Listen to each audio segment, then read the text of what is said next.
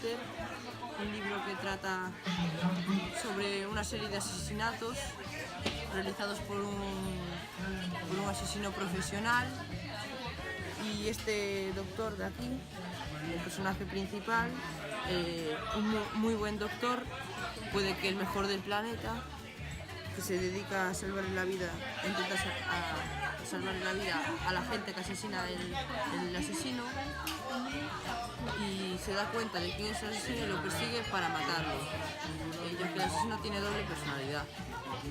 A mí me gustó bastante, la verdad, es de intriga, misterio. Me gustó mucho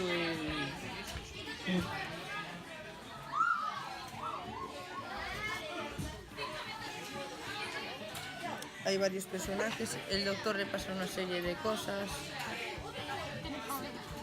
escapa de la policía porque lo persiguen pensando que él es el asesino, y él a su vez anda detrás del asesino.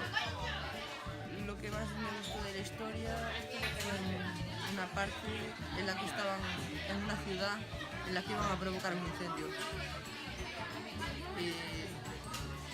porque fue provocar un incendio en zonas de distracción para luego provocarlo en una fábrica y que el viento se expandiera por todo y fuera imposible de frenar.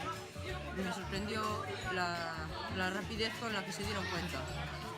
El misterio, intriga, que tiene enigmas.